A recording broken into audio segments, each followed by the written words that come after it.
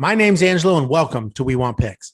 This is the only channel dedicated to UFC fight picks and DraftKings lineups run by MMA insiders and professional fighters. Every week, I join Dan Kramer and Nick Newell, two longtime professional fighters that have fought at the highest levels on the planet, as well as Jacob Lyons, a skinny kid from Indiana. So join us every single week for our full fight card breakdowns, our individual fight card breakdowns, our betting guide, and our DraftKings lineups. First up at UFC Vegas 25, we have Luke Sanders versus Felipe Colares in what may be an interesting fight. First up at UFC Vegas 25, we have Luke Sanders versus First up at UFC Vegas 25, we have Luke Sanders versus Felipe Colares in what should be an interesting fight. A little bit of a clash of styles. What are your thoughts, Dan? Do you think the black belt gets the submission? Do you think the striker gets submitted again? What are your thoughts here? And what do you think of the pretty far apart significant strike line? This is definitely an interesting matchup. Definitely a clash of styles. I think the odds are about right. I think the DraftKings money is a little off. I think Sanders is probably a little expensive. I was looking at him, but I think Colares is extremely tough. So significant strike line. I'm thinking I'm going to go more and more here. I think Colares is too tough to where he's going to be tough to put away. He's only got to get 20 points. And I think Sanders is going to throw a ton of punches. So I think he should get the 41 in what I think will probably be a win. But break it down tape on both these guys. So Colares, as you mentioned, he's a black belt. He's 1-2 in the UFC. One of those wins was a split decision. He's never been finished, and watching tape, it makes sense. Yeah. He lost his last fight decision to Montel Jackson. It was in January of 2020, so he hasn't fought in a little while. But man, Jackson looked really good, but Colares took some shots. Like, I could not believe that he was not put away multiple times throughout that fight, and he hung tough throughout that entire fight. So, but kind of looking at his style, it was a tough matchup for him. He had a tough time dealing with the wrestling, but I thought his takedown defense looked pretty solid. He definitely made Montel work for it. He got to his feet pretty well, but when they got up to the standing, he got beat up striking. He just got lit up. But again, Montel Jackson was throwing crisp combinations, all power shots. Colares took it. He had a couple times where he almost got a guillotine. He kept going for it.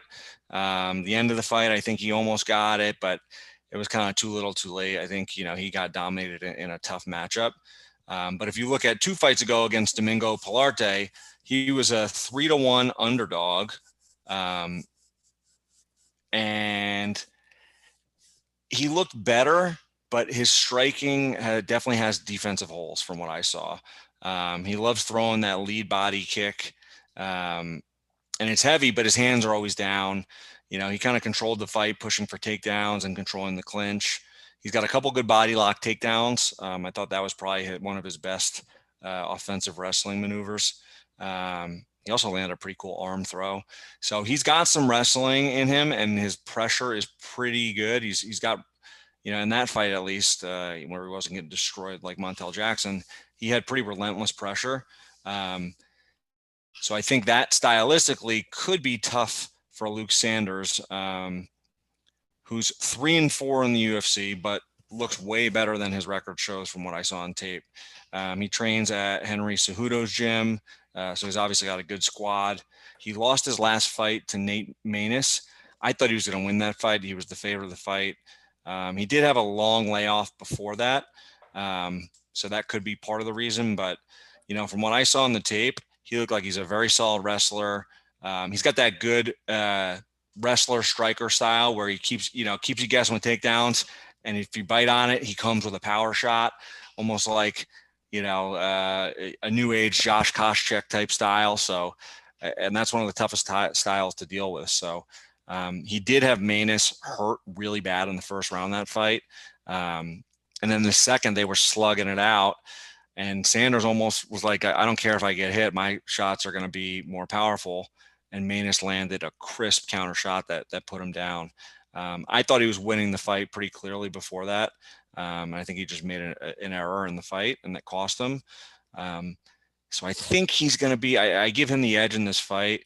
Another thing to call out, he beat Renan Barão before that. So he's fought top level guys and won. So I think he's going to be the better fighter in this fight.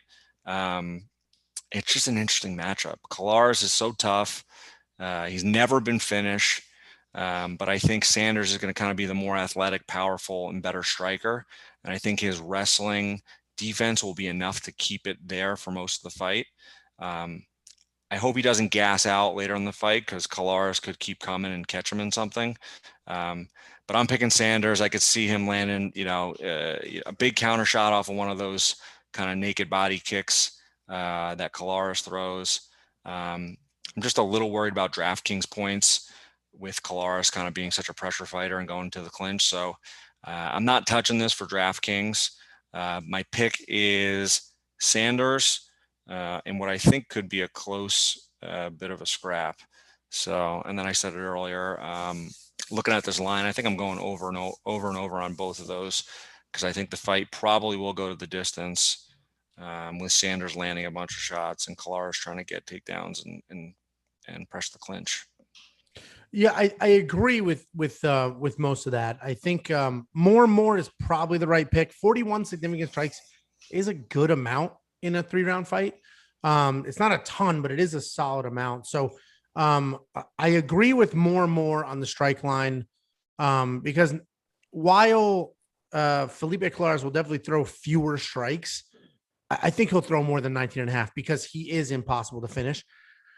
What is tricky here, though, is almost every single one of Luke Sanders' losses is a submission. And that's, Felipe Colares' whole deal. Plus, Luke Sanders is taking this on short notice. And I'm pretty sure it's at a catch weight, because it is such short notice. So the fact that it's a catch weight means he's either way out of shape, or he cuts a ton of weight and just doesn't have time to do his full cut. So the catch weight was interesting to me. So I actually think Felipe Colares is probably a decent pick. I don't know if I would draft him, because I think he's submission or bust in this fight. I don't think he'll outwork. I don't think he'll out anything Luke Sanders, unless he'll submit him on the ground. And Luke may shoot a takedown just to, thinking that he'll be able to get a break on the ground and might get caught in something if he's not in great shape. So it's definitely interesting. If you want to play the Monkey Knife Fight significant strike line, check out the link in the image below. It's playmkf.com/wewantpicks and use promo code WWP, and they will instantly match your deposit up to $100. And if you play more and hit it, you will triple your money. So Jacob, what are your thoughts on this fight? And do you think Felipe Colares has as much of a chance as I think he does? Cool Hand Luke, baby.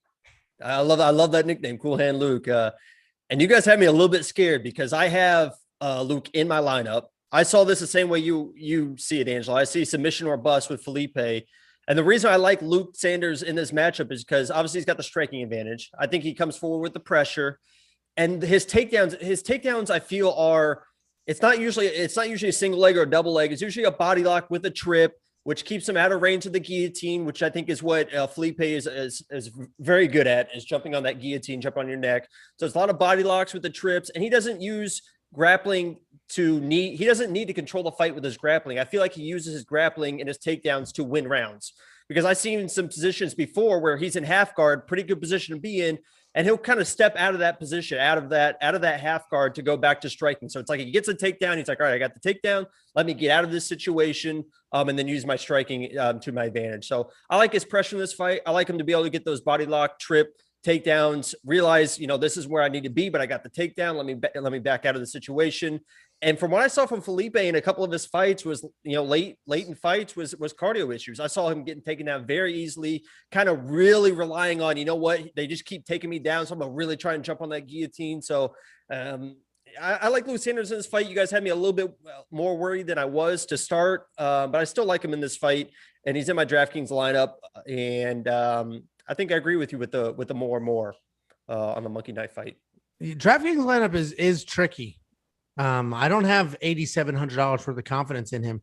I am surprised you said Felipe Colares has cardio issues. I mean, he has fantastic cardio. If he had crap cardio, Montel Jackson would have finished him. I saw a third round where it's just takedown. You just see him. He's on his back and getting outworked. So. Yeah, he got in some trouble in the third round, I think, in that Pilarte fight. He was dominating the first and second. And then I think he got in some trouble in third. That's a good call, though, Angelo, about Sanders taking this short notice, because that can make a difference with the style of fight that Colares is going to put on him. But, I don't know. I like your pick, Jacob. I don't know, for $8,700, hopefully he gets it done early and scores some points. Especially catchweight, though. Like you're a professional fighter. Catchweight is like, I'm not ready. Can they do it at this weight instead? That's not a great situation to be in. I mean, it's a better that's situation. Not always. It's a better situation than if he would have actually tried, and then there was a bad weight cut, and then now they have to move the catch weight. At least he knows ahead of time. All right, I only have to go down to this number. Yeah, and it could be because he cuts a ton of weight. It could be because he cuts a ton.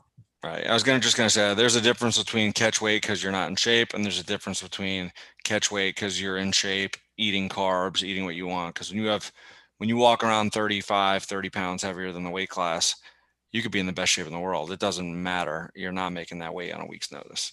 Yeah, and it could be. It's just a question mark. So this will be an interesting fight. I don't know if it's going to be the most exciting fight in the world, but it will be an interesting one. I am curious to see what happens. Next up at UFC Vegas 25, we have KB Bhullar versus Andreas Michailidis. And this is a fun fight, at least for me, because I have Michailidis in my lineup. So Dan, I'll go to you first. What are your thoughts here? How do you feel about this significant strike line? Do you think the odds are solid? That's a ton of money. It's funny because the odds and DraftKings both say Michailidis is the favorite, but minus 250. All right, he's a 2-1 favorite. $9,100 is like, no, he's going to take his head off. So he is expensive. But what are your thoughts here? Yeah, I mean, I'll start with KB Bhullar. So, he's 0-1 in the UFC. He lost his debut to Tom Breeze, who's tough. He had an 8-fight run prior to that, but, I don't know the level of competition obviously was not UFC caliber. He looks like a good, fluent, loose striker, but again, he keeps his hands low, and defensively, he just looks like a liability. He does like to use his long reach. He ate some shots in the exchanges early in that fight and looked really athletic, despite kind of the lack of defense. But what has me most concerned is he ended up getting KO'd with, it was a power jab, but at the end of the day, it was a jab, and it dropped him. There wasn't much power behind that jab. Yeah, but in fairness to him, wasn't he rocked before that jab though? He was a little hurt, but there was, that was the jab, and it looked like to me a movie scene. It was a jab, and it was like this on a jab. It was very weird, very weird. Yeah, so he went down. I think he took that fight short notice too. He did. In fairness to him, but that has me a little concerned against Michailidis, who's also 0-1 in the UFC, but I think a very different 0-1 than KB Bhullar is. So, he lost his debut to Modesta Bukauskas. He's a very good striker from what I saw. Hard kicks, good leg and calf kicks, moves really well for a light heavyweight. He has a bad habit of going straight back. I don't think that's going to be a problem in this fight necessarily, but I did notice he goes straight back a lot in fights. But where I think he'll shine is that the punches he does throw are heavy looping shots. He rocked Bukauskas a couple times. He was winning the round and then shot a takedown. It was actually really smart. He was like showing some pretty good fight IQ. He was winning a good round, a close round, competitive round, closed it with a takedown. And he got those weird elbows that, I don't know. I watched the replay a few times. They were illegal. Yeah, they were right. They were close. They might have been, they might have not. But either way, he thought they were. I think he was probably, in his mind, he knew they were. And he was either actually really hurt or trying to sell it a little bit, maybe get a point, and they opened the cage door. I mean, I felt terrible for him because it was not his fault. Like he was kind of either really hurt or B, selling the illegal headshots. And then he went to go sit back and the door wasn't there and the ref stopped the fight. Like he probably would have gotten up and won the rest of that fight. So it was a very, very strange stoppage. It just looked weird when you watched it. But at any rate, prior to that, he looked very good. So I think he should win this fight. He's had a tougher competition. Like I said, he looked great in the fight before that kind of freak cage door accident. And I think the big thing will be his power and the way he throws his shots. I think Bhullar's hands are down a lot. I think he's going to get hit with a big shot. And Michailidis already has 3 first-round knockouts before his last fight. So I'm also picking him in DraftKings. He's expensive for $9,100, but I think he's going to get a finish in this fight. I think he'll be worth it. So I'm taking him in DraftKings. I'm picking him to win the fight. And then this is an interesting one for more or less. Yeah, this line's like rock solid. Well, I think I'm going to go less and just think that I'm assuming that Michailidis is going to land that big shot sooner rather than later. So that would be my play right now. That's a great move. Less is solid on that line. I was also thinking more for KB Bhullar and less for Michailidis. But less is solid if you think there's a stoppage there. So that is an interesting line. And if you want to play that line, there is a link at the bottom of this beautiful graphic that Jacob put together and a promo code. And if you hit the line, you triple your money. Jacob, what are your thoughts on this fight? And tell me why you have KB Bhullar in your lineup. He is not in my lineup. I have Andreas in my lineup. And I would definitely take the less on this because I think it's an early stoppage. You mentioned Andreas's last 3 fights were first-round stoppages. Before that, there was another first round. There was another first round before that, then another first round, then another. I mean, the guy he's just known for first-round stoppages. I was debating. I had Andreas in my lineup, and then I had him out, and then I had him in, then I had him out.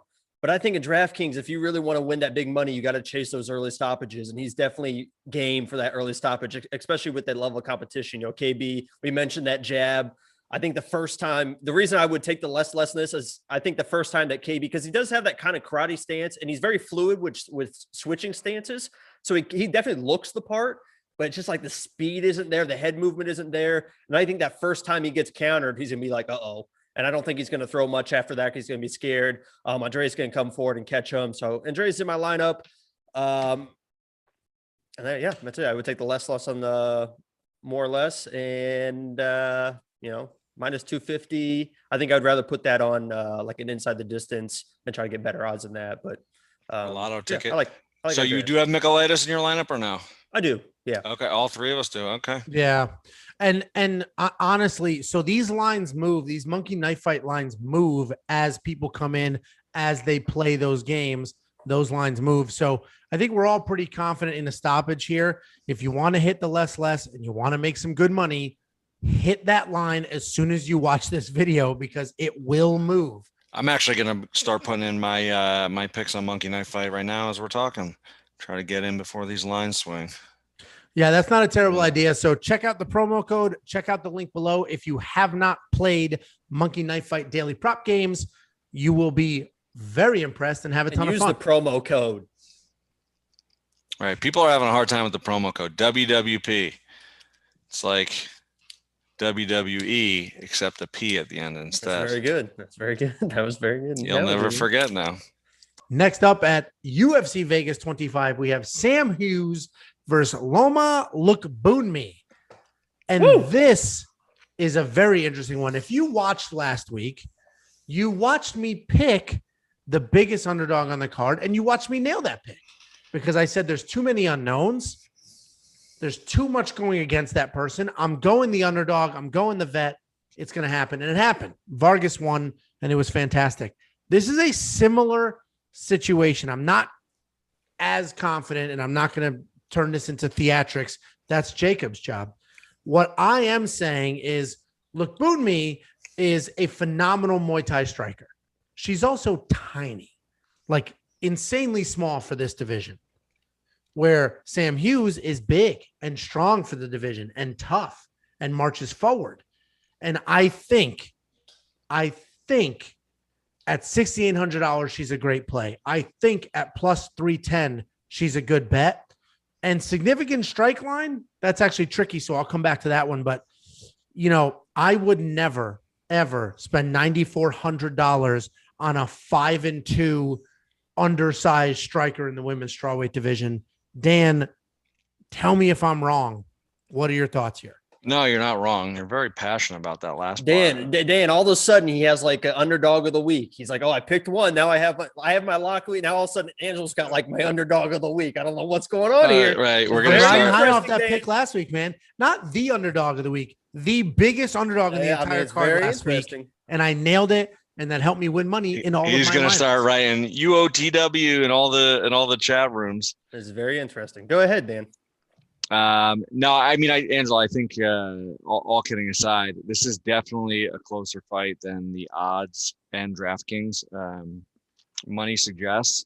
I was looking at it. I think I might put Hughes in my lineup just because I don't know that she's going to win the fight, but I think she could be live, and I think she will score points in this fight. So, I watched tape on both of them. Lookboonme, she's 2-1 in the UFC. She beat Jin Yufrey by decision, lost to Angela Hill, but Angela Hill is a phenomenal striker, super athletic. I think she just got, out athleted in that fight. You mentioned it. She used to be an atom weight, 105 pounds. I think Jacob. Me too. I beat you to it, Dan. I beat you to it. You're good. You're staying ahead of things. I was going to say when in February. Yeah. I think I was an atom weight in I don't know, 4th grade maybe. Now, all kidding aside, Lookboonme's got very good Muay Thai, powerful kicks, great Thai clinch. She's got short, nasty elbows in that Thai clinch and knees. She used those against Jin Yufrey, really good. She also defended takedowns really well in that fight. So she looks to be a very good striker with solid takedown defense. And when I say very good striker, I mean a very good Thai style striker. Sam Hughes, though, she's lost 2 of her last 3. She's 0-1 in the UFC, but her loss was to Tecia Torres, who's perennial top 10 contender, very good, very athletic. She took the fight on short notice too. And you could see Tecia knew that her opponent was on short notice. She just blitzed her. She went at her with everything. And then her other loss was to Vanessa Demopoulos, who fought that crazy fight against Lupe Godinez, I believe. So, and she was tough as hell in that fight. Jacob, double check me on that and make sure I'm right. I think I am. Well, Sam Hughes actually fought Lupita Godinez twice as an amateur. Right. Yeah. So they're all in that mix together. So right. She's fought some tough competition in the women's division. And, I watched the Tecia Torres fight. Okay. Chalk that up as short notice. But I did, I was a little concerned with how it ended. She clearly looked like she wanted out of that fight. Every fighter knows. You tell them, I've been poked in my eye terribly before. Brian Rogers literally just shoved a thumb in my eye at the end of the first round, and I legit could not see for the rest of the fight. And I wouldn't even I think I might have whispered it to my corners because I knew if I even mentioned anything that they could stop the fight. So, but she was very clear. She's like, nope, I can't see. So it seemed like she wanted out of that fight, but not a knock against her. It's tough. You take a fight short notice in the UFC, in the back of your mind, you're like, oh my God, I just got steamrolled in that round. And I took a short notice. I can just get out of here and I'll get another shot next time and do a camp. You got those voices in the back of your head. So, I was concerned that she might be one of, I don't want to say a quitter, but just look for ways out of fights. But when I watched tape on her in her other fights, I did not see that at all. She seemed tough as nails. She was in some very, very tough fights. I went back to that Demopoulos fight. She looked really good in the first 3 rounds. I mean, she was winning that fight. She's not like crazy athletic, but she looked very good. She looked game. She pressured, landed strikes. She ate some shots, but countered really well. She has a good inside low kick. She does that really cool inside low kick with a follow-up jab and then sets up punches off of that. Powerful right hand. So she looked good. She looked tough, and she was winning that fight up until I think it was the 4th round. She made a mistake and got caught in a reverse triangle by Demopoulos. But Demopoulos, who I believe was the champ, she was going to win that fight if she didn't make that mistake. So I think she's much more alive, again, like we said, than the odds suggest. I just think it's going to be a tough fight for her to win. I don't really see how she does it. If she clinches against the cage like she likes to do, she's in trouble with Lookboonme's tie clinch. I think if she's going to go for takedowns, she needs to get in on the legs. She needs to do some freestyle wrestling. She can't do Greco body lock stuff because I think she's going to get some nasty elbows to the face. If she does get it on the ground, though, she's going to have a huge edge. Lookboonme looked very green on the ground when I saw her down there in some of her other fights. And I think she could stay competitive on the feet as well, as long as she keeps it a distance striking match. Lookboonme is, traditional tie, go forward, kind of plodding feet, but takes a shot to give one. So if Hughes can keep the distance, I think it can stay competitive on the feet. So I don't know. I kind of agree with you, Angelo. I think she's live. I don't think she's going to win. I'm not going to pick her, but I may put her in. I think I'm going to put her in my DraftKings lineup for the $6,800 if I need the money for somebody else, because I think she's a great value, and I think she probably will not get finished and will probably score a fair amount of points for. I think she might be the cheapest DraftKings pick you can get. So. She is. This is cheapest versus most expensive, and I do have her in my lineup because it freed up money for other people. And when you look at anybody around that price, and nobody's $6,800, but if you look at 6,800 to 7,200, she's the livest of all of them. So I agree with everything you just said. I don't disagree with any of it, but she is very big and Lookboonme is very small. Right. And I think she can hold her up against the cage. So you're right. If she wants to clinch, she will get lit up. But if she wants to hold her against the cage and lean that weight in and keep her head on her head, she can avoid all of that. She may not score a ton of points, but she'll neutralize all the nonsense. And I think she can bully Lookboonme to the ground. Lookboonme has great takedown defense. Not great. I mean, she's been taken down in every fight, but she pops right back up. So she does get up pretty quickly. That would be concerning. Can she hold her there? But, I'm not going to go as far and say I think Sam Hughes wins this fight and she's going to win and do a lock of the week and a stupid crown and all this other crap to build this fake internet personality. I'm not going to do that, but I do think. Oh, is this Jacob's lock of the week? Wow. Is it? I don't know. I guess we'll find out. He's going to look real stupid about 30 seconds. One other thing to know, Angelo, and I think this is actually going to make you feel better about it. Might make me feel better when I pick too. Jacob loves the intangibles. And I saw somewhere that I think she moved out. She trains in Washington, I believe. And she moved out there to get a full-time job, I think in finance or some sort of full-time job where she appears to be pretty smart. So you would think that game planning wise, IQ is high. Yeah. Yeah. You're talking about Sam? Yeah. The other one. Hughes. Hughes? Yeah. No, not Lookboonme. But there's ways for her to win this fight. Like, who was it last week that came out and just wrestled his way to a victory? Na Liang. No, very close, Jacob. Wow, you're gonna already bring this beating on yourself early in the podcast, huh? No, oh man, against the powerful strike. He trains in Australia with. Oh, that was 2 weeks ago. Robert Whitaker's teammate. Yes, he came that was out 2 weeks ago, and you could just tell his whole training camp was wrestle, and he came out and just put a clinic on a fight that he was like a pretty heavy underdog. So if she game plans correctly, she could win this fight. But we won't listen know at $6,800. I will take it. And once we hit our DraftKings lineups, I'll walk through it. But I could have, she literally was the only person I could afford, but I was like, you know what? I'm not that uncomfortable with that pick. I would never, anybody who drafts Lookboonme is crazy. She should win the fight. She's not minus 370 favorite. She's not $9,400 worth. She should win, but $9,400 is a ton of money. And she's so small. It's crazy. But Jacob, what are your thoughts? And who do you think wins? I think we're about to look like a bunch of fools because I agree with you guys. I think Sam Hughes has a decent shot here.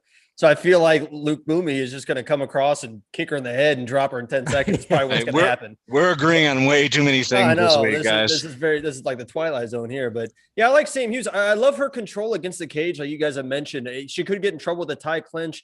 I'm not familiar with the tie clinch. I'm more of a freestyle wrestler myself, but you guys let me know if you're the shorter fighter. It seems to me like the tie clinch would be harder to get someone in as it seems like if you're taller, you're right there. You know, as a shorter fighter, you got to bring them all the way down. It seems like Sam Hughes would have the advantage there to avoid that clinch. I like her control against the cage. I think if she can get some takedowns, she can definitely win this fight. I'll take it a step further. I think Angelo said you think she can do well. I think she can win this fight, which means that Lookboonme is probably going to come out and just absolutely TKO her. So I think Lookboonme is going to win the fight.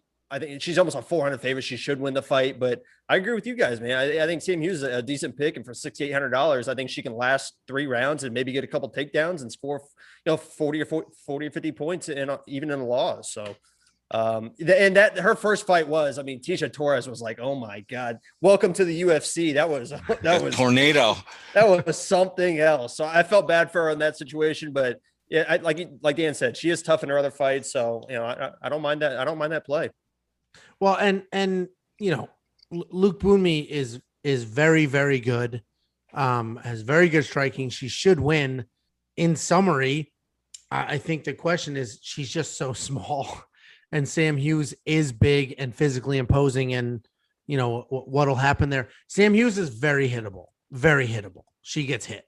So Lookboonme should win. I think we all agree she should win. But not minus 370 should win, not $9,400 should win. I wouldn't touch it. If I'm looking at the monkey knife fight line, this is such a tricky line to pick. It really is, because I think Sam Hughes comes banging forward, throwing a bunch of strikes. And I think Lookboonme, it is elbows, knees, and just busy in the clinch. So if I play that, which I won't, I would go. I honestly would probably go. I go more. Or less more. I would definitely go more on Lookboonme. 63. Here's the thing that could throw this whole thing off is just a surprise game plan, right? If just wrestle, take her down, hold her down. Yeah. Right. Which is not unreasonable. So I would not play this in anything unless you're going to play Sam Hughes, because she is affordable. She can win. And while she's not the better fighter, I'm playing everyone this week. I'm playing every monkey knife fight pick this week. And we're going to see how it goes. I'm going more and more, I think. Well, with monkey knife fights, Dan, you only have to win 2 and you double your money, win 3 and you triple your money. So hit the link below, hit the promo code, and start playing these lines. Next up at UFC Vegas 25, we have Kamaka III versus TJ Brown. And Jacob, you love Hawaiian fighters. You love them. So I'll let you go first and just get all your excitement out and let us know how you think this is going to go. Jacob's like forgetting Sarah Marshall. Absolutely. Yeah. I can't believe you remember that, but I do love my Hawaiians. They are the toughest SOBs on the planet. Unfortunately, in this fight, TJ Brown, I have a different lock of the week, but he was going to be my lock of the week if I didn't have a more biased lock of the week. Listen, TJ Brown, he's a grappler, man. And so first I started with Kai. He lost his last fight. He got taken out 5 times in that fight and kind of controlled. He was outstruck 2-1. He's a guy that only has one finish in his career, a lot of decisions. He did take that last fight on short notice, so he has kind of a built-in excuse, but I just didn't like the way he was getting taken down. So then I go to TJ Brown. The first thing I saw was that he's from Arkansas, and I thought, he's probably a grappler. And then I learned, then I saw his last fight against Jordan Griffin.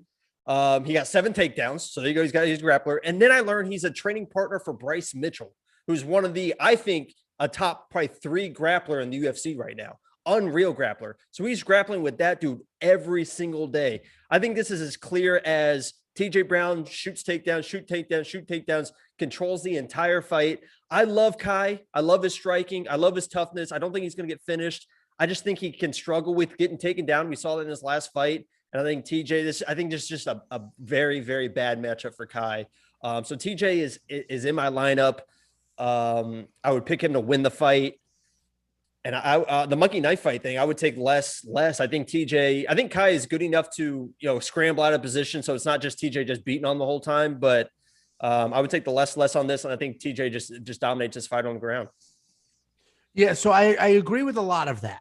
I think TJ definitely has the more clear path to victory here with the grappling. As far as the strike line is concerned, I would definitely go less on Kai because I think he will be defending takedowns quite a bit. So his hands are not going to be moving unless they're going to his hips. But I will go more with TJ Brown because he's going to throw strikes to get in and close the distance. And if he gets it to the ground, he's going to be striking down there. So I'm going to go less more. If you watch Bryce Mitchell too, Bryce Mitchell is like a chameleon, the way he grapples as far as like it's more about moving to positions to get to that submission or and just the way he moves. It's not like a Khabib, just mount and ground and pound type of thing. It's just like more of control. And if that's who he's training with, I see a lot more control than I know, but 32 and a half. What? 32 is not a lot. No, I was going to say 32 and a half is a good number. I just see a lot more control. I think it definitely could be over, but in my mind, I see less. Yeah, this will be an interesting fight. It's definitely another clash of styles. We talked about that earlier. But Dan, what are your thoughts? I know you're not as biased towards region. And actually, let me back up real quick. Jacob, what the hell made you say, oh, he's from Arkansas, he must be a good wrestler? What? Arkansas. Everyone knows everyone from Arkansas. Well, the first thing I thought of was Bryce Mitchell. The first thing I thought of was Bryce Mitchell. And that was before I even realized he trained with him. So I'm thinking Bryce Mitchell's from Arkansas and he's like the best grappler in the UFC. I have wrestled my entire life. I have never wrestled somebody from Arkansas, let alone somebody good. Didn't you wrestle in the Northeast? Wouldn't that make sense? Yeah, but you're nationals, dude. You travel for wrestling when you're. See, Dan, you haven't been. You never. You haven't been good at anything, Dan. This is the problem. You never went to nationals. Dan, this is the problem. Oh, I guess Fargo isn't nationals. Here's the thing, Dan. You haven't been good at many. You went with the team. You went to support the team. The starters. Absolutely. So, Dan, first of all, Jacob, if you said he's from Pennsylvania, he's from Jersey. Oh, it makes no sense. Arkansas makes no sense. Listen, everyone watching from Arkansas out there, I apologize on his behalf. I don't know why he's treating you guys this way. As the people's champ, I will defend you guys. You guys are great grapplers. I have nothing against you. I don't know what his deal is. I just want to get that out of the way. Can we check our viewership by region? Because by state, Arkansas is falling off. Thanks, Angelo. Yeah, Arkansas. Do they have internet? Arkansas grapplers just boycotted the channel. So when they see this next year, when their dial-up goes through and they don't get the busy signal 4 or 5 times in a row, they're going to be. You do know who Bryce Mitchell is, right? He's the guy with the twister. He's got like 9 twisters. Yeah, no, I got it. And just to compliment Arkansas very quickly, I live in Texas. We don't allow sports gambling here. Arkansas does. So I may have to make the ride to Arkansas for some of these bigger cards to play some bets in person, so I don't have to do it online. You better not after this video. You're going to double leg as soon as you walk, as soon as you cross the border. Is that a Connecticut wrestling shirt? I don't think so, buddy. Beat it. I would say, I don't think so, buddy. Dan, that's how my wife talks, Jacob. That's not funny. Dan, you're up. What are your thoughts? Right. How do you see this go? So I actually am leaning towards Kai Kamaka in this fight. Watching tape, he's 1-1 in the UFC. He trains in Vegas with Dan Ige, so that's a huge training partner to have. He did lose his last fight to John Pearce, Jacob, like you said. He got taken down and beat up on the ground. But he was winning the striking exchanges. He landed a bunch of big shots. The first round, he looked pretty good. He got up after he got taken down. But again, the relentless wrestling is what kind of got him in trouble. So he got worn down and beat up in that fight. But the Tony Kelly fight before that, I was super impressed with him. He dominated that fight striking against Tony Kelly, who I thought was another good striker. He's got great timing on a counter left hook, solid boxing overall, good body shots, adds in kicks and knees. He's just very, very versatile. And I thought his wrestling was good too against Kelly. It may have just been one of those fights where you're like, it's all one-way traffic, so you can do everything, you're trying everything, and you're getting takedowns, you're mixing it in. But I thought he looked great in that fight. I thought he had a very good pace, a ton of output, great chin, just very impressive overall.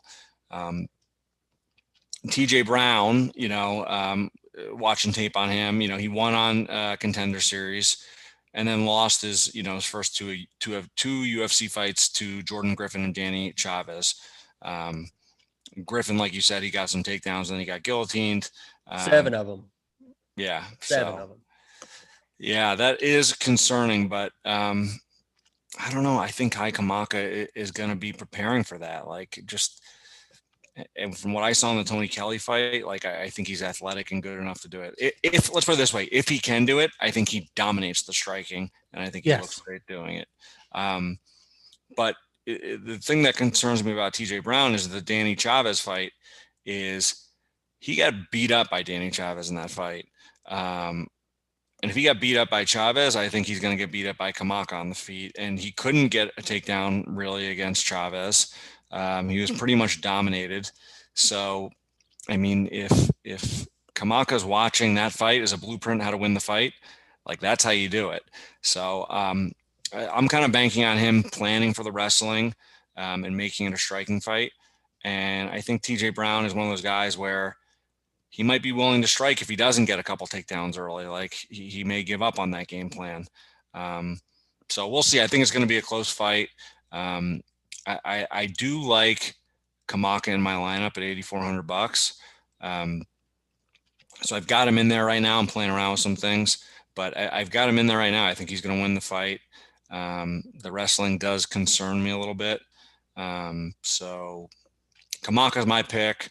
On the strikes, I'm going, again, wrestling could throw this all off, but I'm going over. I think Kamaka is going to defend some takedowns, and they're going to make it a slugfest, and I'm going over. Yeah, that's interesting. And while you were talking, Dan, I looked up Arkansas wrestling. 65 is a lot, huh? Maybe 65 is a ton. Yeah, it's wrong, but it's interesting. Yeah, it might be. I might have to backtrack that one. And first of all, 65 is a lot, but that is all Kamaka's going to do. He's not going to wrestle. He's not going to shoot. He's not going to do anything other than throw strikes. So it's not an unreasonable line. It's just a lot. So really what would drag that down is how much shooting is TJ Brown going to do. Right. And to his credit, he was taken down 5 times, which means he got back to his feet, right? And then it was taken down again. So he gets back to his feet. It's just, what are you going to do? Yeah. And real quick, before we go here, I looked up Arkansas wrestling. Jacob, Arkansas wrestling wasn't even a high school sport till 2009. Okay. And now they're the best in the country. That's pretty amazing. I was going to say, that's a success story. Can you believe that? They're going to make a Disney movie about that, huh?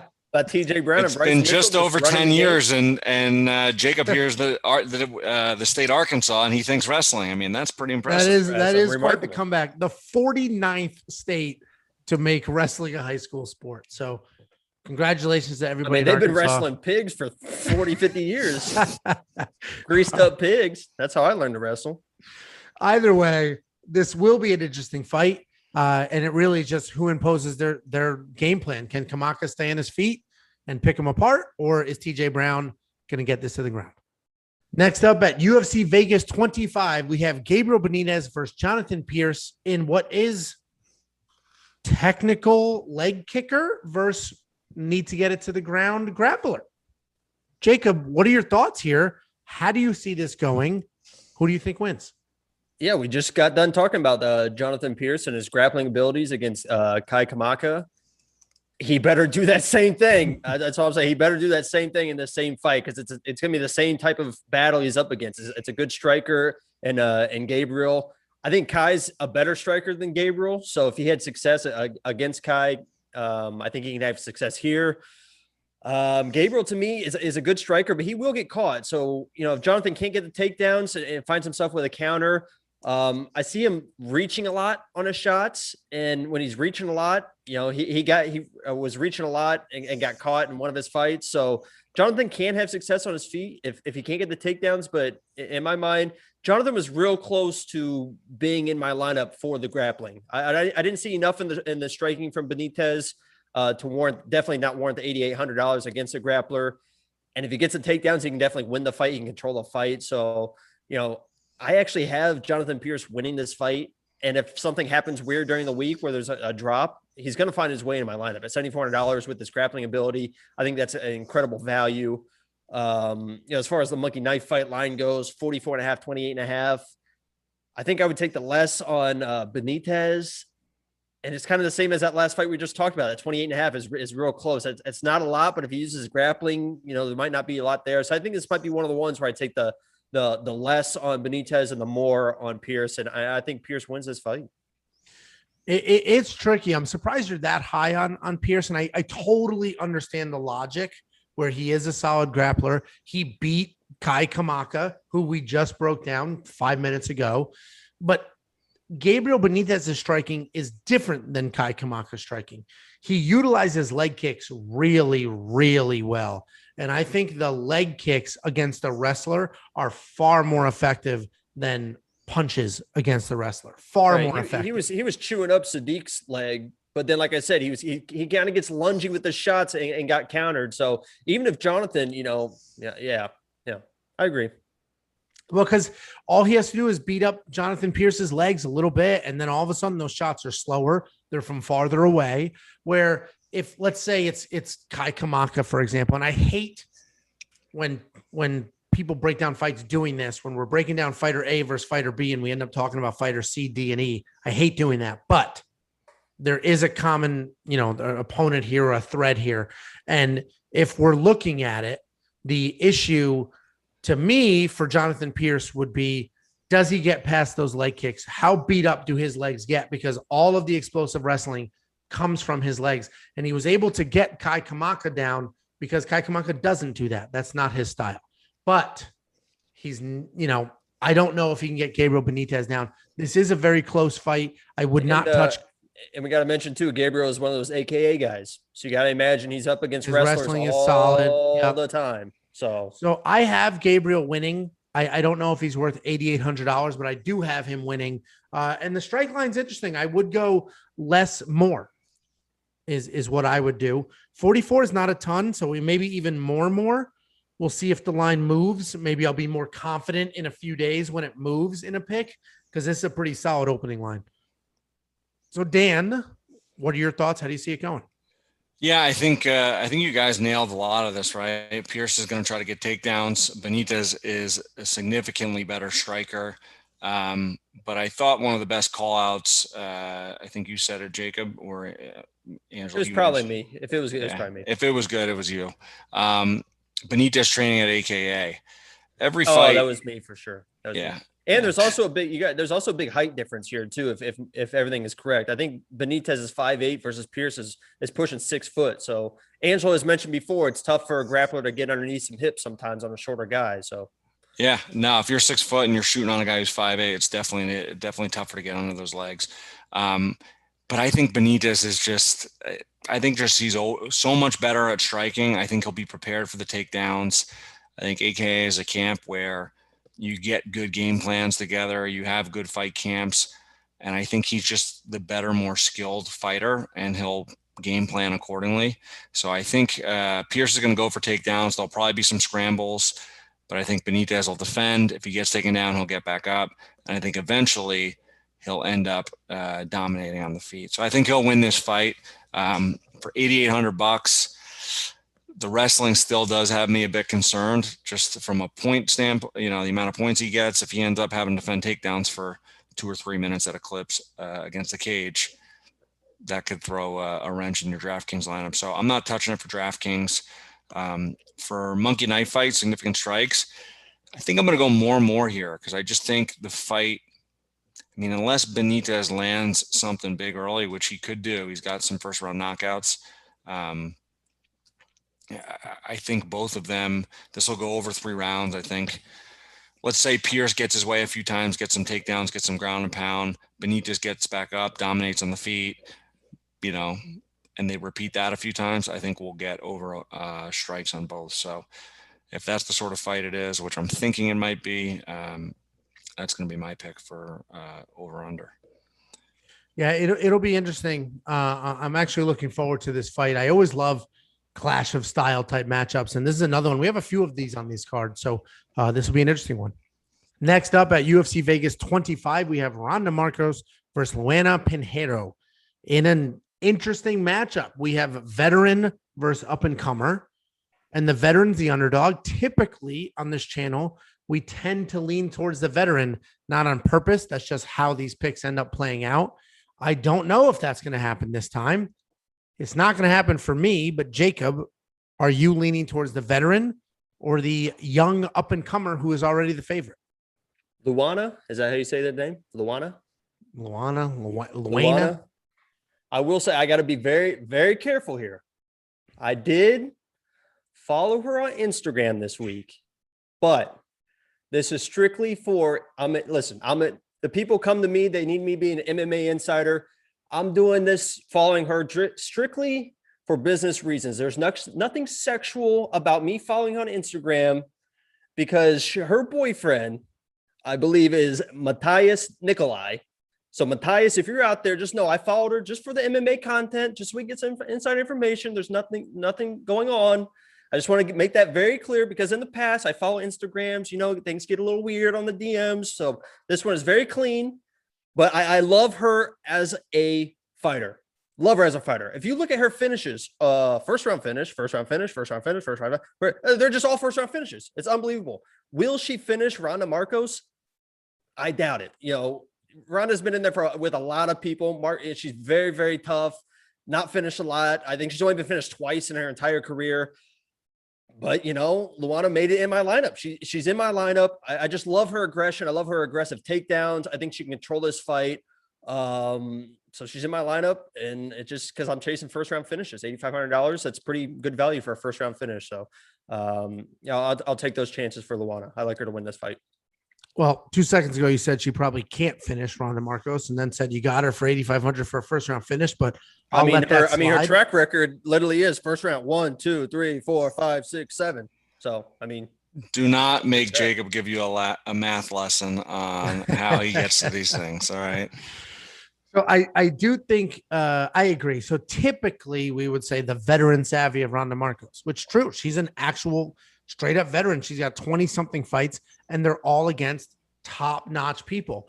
But what is interesting, if you watch those fights, she's very skilled, but sometimes she will make mistakes. Just, if you go to the Mackenzie Dern fight, she had opportunities to let Mackenzie stand up, and she didn't. She went on back down and stayed down on the mat with her, which is a big mistake. But that was incredible. Her toughness in that arm bar. She was in an arm bar for like 3 minutes, and Mackenzie just could not finish her, and finally finished her. So tough as nails. But yeah, I agree. That was a weird fight. So she has random, lapses of judgment, if you will, but she is a straight up veteran with a ton of skill and ridiculously tough. So this is interesting because Luana Pinheiro does have a ton of power, a ton of stoppages, but I don't know. She may get frustrated when she can't put Randa Markos out. It may legitimately frustrate her that she's hitting her with her best stuff and can't put her away, can't end the fight. And I don't know what'll happen. With that being said, I do think Luana wins the fight because, Randa, being the vet that she is, sometimes does have those mental lapses. And I don't know if she'll stick to a veteran heavy game plan here or not, but I think Luana wins the fight. And I think at $8,500, she's a fantastic value. I don't know if she'll get a stoppage. Ronda's about as tough as they come. But $8,500 is a solid price point for somebody with that kind of power, that kind of finishing ability. So Dan, what are your thoughts? How do you see this going? And then touch on the monkey line for us. Yeah, I think this is one of those fights where we're gonna find out how legit Luana is. This is like her first big step up in competition, we'll call it. Honda Markos is beatable, right? She's 10-10, but she's also tough. Her losses were to top competition. She went to decision against Amanda Ribas, which she's one of the best fighters in the division. So I do think Honda Markos is very live in this fight.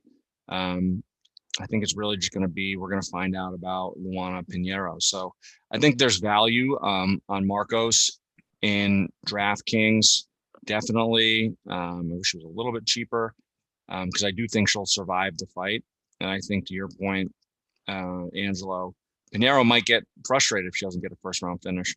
One thing I will say is I was looking up kind of her previous wins.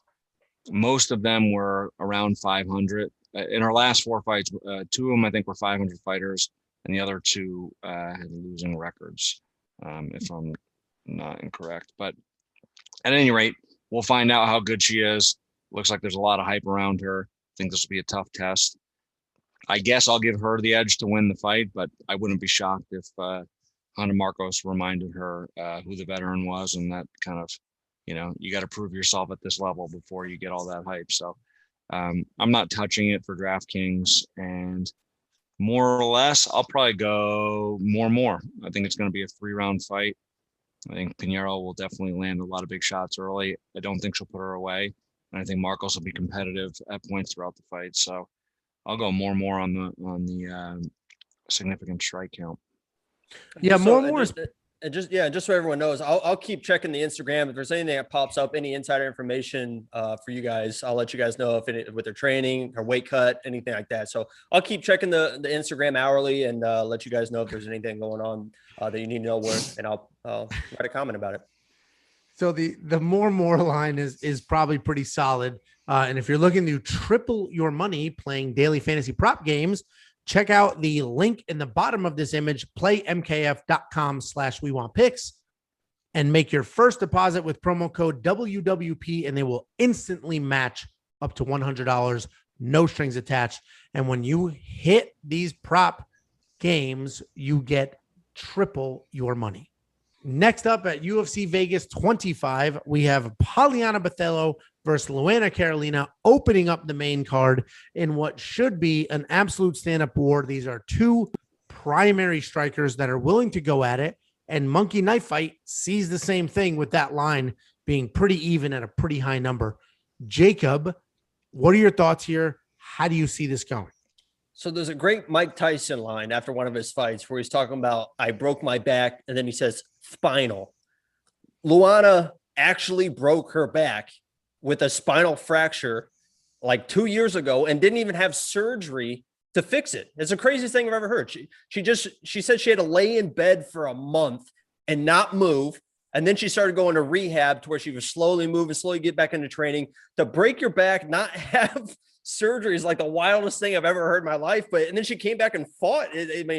So hats off to her. That was the craziest story I think I've ever heard. Poliana, I think, wins this fight. She was in my lineup. She's a good striker, but she's got a very weird, wide stance, and she doesn't really move her feet. So she's heavy on that front leg. It's very, very weird. She will get out wrestled, which I don't think Luana's gonna wrestle, but if she comes in with that game plan, she could out wrestle Poliana. That's one of the reasons why I kind of kept her out of my lineup, because I see her being controlled against the cage. Luana's a good fighter. I don't see her as a natural athlete.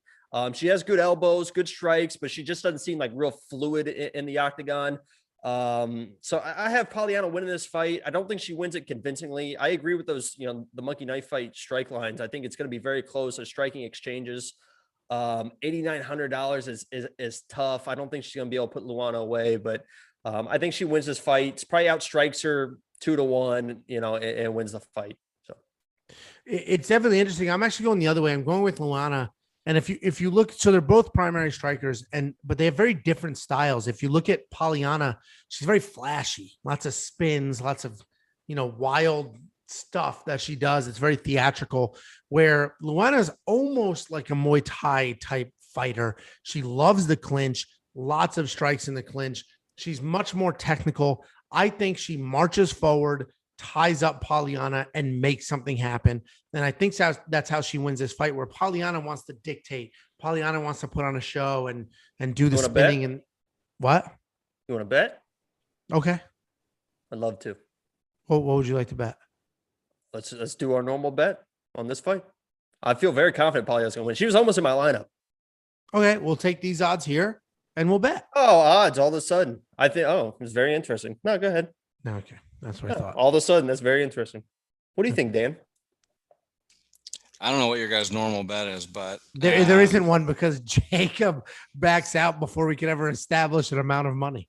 I just tried. I mean, the people just saw. I tried again. I tried last week. I tried again. There we go. I tried. I will bet. You know what? Just to really back you into a corner. I don't need odds. I'll bet straight up, no odds. I tried. I mean, I did. The same amount of money that I bet Dan every week. I will bet you on this fight. Jacob, you better jump on that. That's just simple. No odds. Math in your favor. Yeah, I mean, absolutely would love to. Is that a yes? I want to hear what Dan says about this fight first. Honestly, people's champ. No, I want to hear. No, I want to hear what Dan says about the fight, and then we'll go from there. Okay. Listen, I think that this is going to be more competitive than the odds suggest. I will give you that, Jacob. I think there is value on. Oh wait, who you picked? I picked Luana. So I've got the underdog, and I'm not even taking odds, and he still refuses to bet. I mean, I would. It's just going to be more fun if I team up with Jacob on this. So let me just think about how I want to craft this. Okay, so no, all kidding aside, I think this is going to be. I think Luana is definitely a value at $7,300. I don't have her in my lineup right now, but again, I'm playing with some final dollar amounts. And I think I'm going to go with the 6,800 on Hughes. I think she's live in the fight, but I think Poliana is better. I think she's got more power. She's got 6 finishes, I think, by knockout. So to do that in her weight class, I think that says something. But I do agree with you, Angelo, that the style of Luana could kind of negate some of the flashiness and some of the, powerful big shots that Botelho throws. So I think Luana will score points. I think it probably will go to a decision, but I'm picking Poliana to win the fight. I think she's clearly the better, more athletic striker, I would say. I think she's going to win the fight. So I don't think she's worth $8,900. I wouldn't, place a bet on her. But I think she'll win. And for significant strikes, this is a good line. This is a tough line. I guess I'm going to go over. I don't know. Yeah, I could go. This is like a tough line. That's a coin flip one for me. All right. So let's flip a coin.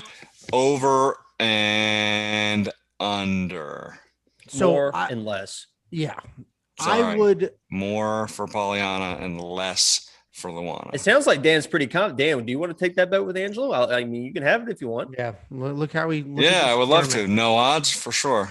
Yeah, that's how an adult man. That's how an adult man takes a bet with another adult man. Speaking of the monkey knife fight line, I do think my breakdown was I think. So are we betting? I'm not gonna take it with you. No, that's a stupid bet. I'll take it with Jacob. I mean, here we go. The people just found out what goes on. Jacob, I'll text you on the side. All right, we'll figure it out. We'll figure out the finances here. We're gonna make a big bet. Listen, I close on a house in a month, and then I'm putting 10,000 on whatever you guys want to bet. I got 10,000 on any fighter you want. Anyway, I think my breakdown was I think Luana rushes forward, ties up Poliana, makes something happen in that clinch. So I would go less on Poliana, more on Luana. That'd be my. So far, we've said Luana. I'm just trying to figure if there's any other ways we could say that name. Now, listen, this is a week. Wait till we hit the next fight. This week has some names, and I'm really trying to make it work. Next up at UFC Vegas 25, we have Merab Dvalishvili versus Cody Stamann in an absolute killer matchup. I'm looking very forward to this fight. This is going to be a ton of fun, and I think Merab is going to be my ticket to another winning week in DraftKings. He is in my lineup. He will score 1 million points if DraftKings allows him to. Dan, what are your thoughts and how do you see this going? Yeah, this is an interesting fight. I think there is a ton of value on Cody Stamann. Watching tape on him, he's won 12 out of his last 15 fights. His only losses were to Aljamain Sterling and Jimmy Rivera, which was his last fight. He's a very, very good wrestler and striker, more so in wrestling. I think they both have very similar styles and game plans in their fights. I think he lost his last fight to Rivera because the wrestling edge wasn't there. Wrestling might have been neutral in that fight, but Rivera was just the overall better striker. So I think in this fight, Dvalishvili, who's on a 5-fight win streak, all decisions, great wrestling, tons of takedowns.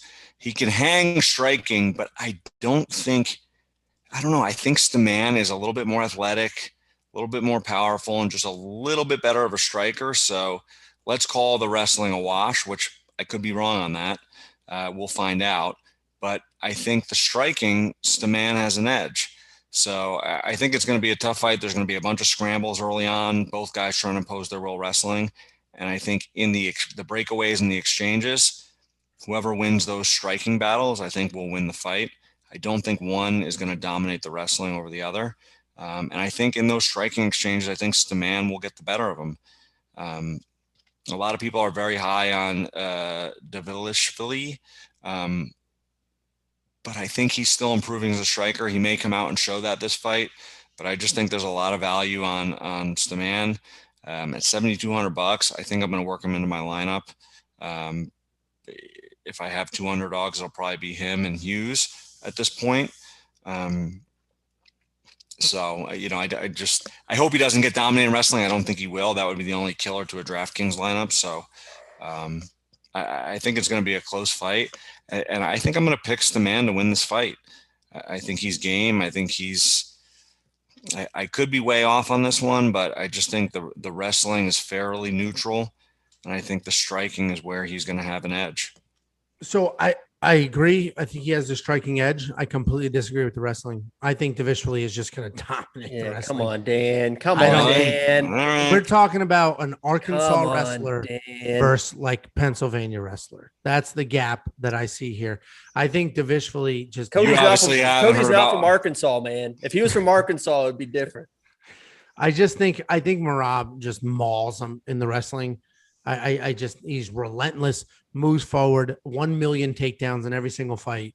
And it's borderline effortless. And he times his striking with his takedowns really well. I agree. Stamann's the better striker, the more technical striker, but Merab is the better striker as far as setting up his wrestling is concerned. It's almost, you don't even see the strike to the takedown transition where, Cody strikes, Cody wrestles.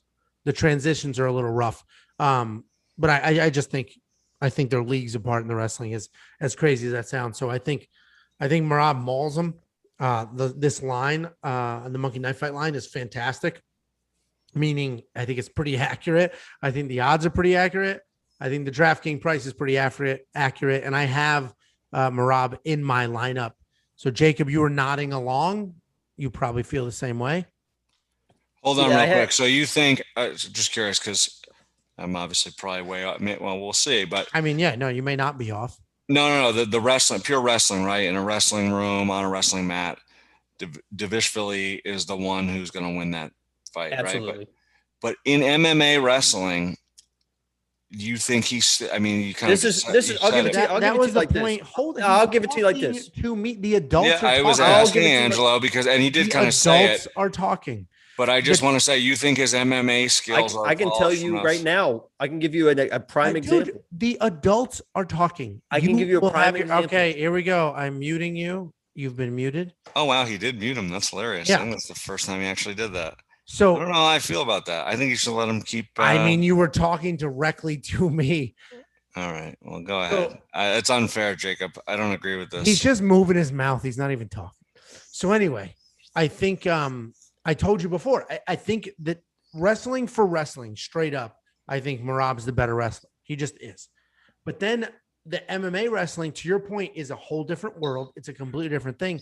And I actually think Merab is the better MMA wrestler because his transition from striking to wrestling is so smooth. And this comparison is ridiculous, but it's almost like a GSP where it's just you're looking at the strike come, and as that strike's coming, his level is already lowered and he's already on his way in. And I think he's just so smooth going from A to B. Yeah, he did look really, I mean, it's tough to say he looked great against Dodson, but he, against a very, very tough guy to take down. I don't even know if he got an official takedown on that because Dodson got up so quickly, but yeah, I mean, that dude, he picked him up and walked him across the cage multiple times, and that doesn't happen to Dodson. So yeah, you could be right about that. I don't know. I feel like Stamann's got kind of, Stamann's the better striker for sure. So it will be, if Stamann really utilizes his jab and touches up Merab, it may force Merab to take bad shots. And then if he takes bad shots, Cody's the much better wrestler in those situations. So I think Merab is just, he knows what he's going to do and he's just going to do it. So Jacob, I'll unmute you and you can now just barge in with whatever you were going to say. I had to click to be unmuted. Anyway, this is all you need to know. I love Ricky Simone. I think Ricky Simone is one of the best wrestlers in this division, top to bottom. Merab took Ricky Simone down 6 times, ragdolled him across the ring. Ricky Simone ended up catching him in a submission and won the fight, but he was getting ragdolled around this ring. So, and I think Ricky Simone would out wrestle Cody. So that tells you everything you need to know about Merab. I agree that Cody is a better striker. That's what worries me about Merab. That's why I kept him out of my lineup. He was in my lineup originally, but I was worried about Cody being able to stuff a couple takedowns and then find that striking exchange to win the fight. And Cody, he's 19-3. He has a lot of experience. He was also 19-1 as an amateur. Why he had that many amateur fights, I have no idea, but he's got worlds of experience. I can see him stuffing a couple takedowns and catching a striking exchange and winning the fight, but I think Merab just gets us to the ground and mauls him, like you guys are saying. Another thing that we're missing too with Merab is he missed a couple fights because of COVID and then missed a fight again because he had COVID issues. So he missed it because he tested positive. Then he missed it for COVID issues. So this thing, I think, is his first fight back. So you don't know, maybe he had some issues with training. Maybe there's some gas tank issues. You never really know with COVID these days. So I have Merab winning this fight, but I kept him out of my lineup just very slightly because Cody is a phenomenal athlete. By the way, Angelo should not have muted you. That was a very, very good point.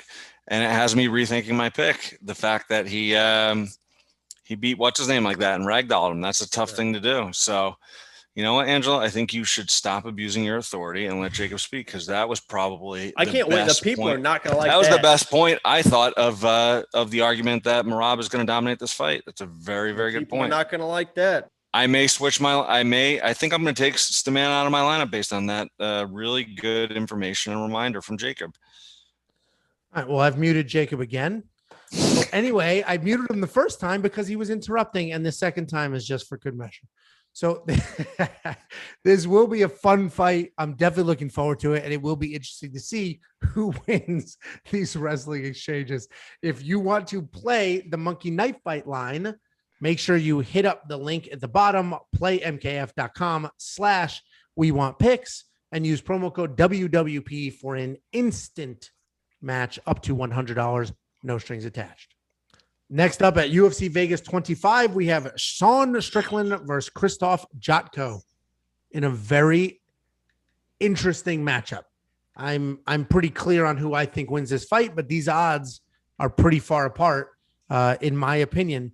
We have two strikers, two pitter-patter type strikers. One is far more technical, and that person's the underdog. So this is interesting to me. Dan, I'll let you go first. I know you've trained with Jotko in the past. You've sort of felt that speed. What are your thoughts here? How do you see this going? Yeah, well, first of all, Jotko trains at ATT, so he's going to be well prepared for this fight. I haven't trained with him extensively. I trained with him probably once actually. It was a year and a half ago. I was just popping in on a Saturday to get a workout in, and it was light sparring day. So, small gloves, you touch each other a little bit, you move around, you get some good shadow boxing in, but realistic movements and just a pretty good pace, but without rocking each other. I did a few rounds with Jocko. This dude is lightning fast, like lightning fast to the point where I was like blinking looking at his punches. Granted I hadn't been training at the time, but still, like he was super athletic. He used to be a breakdancer, I think. So he's, in terms of athleticism, he's the definite, he's the better athlete in this fight for sure.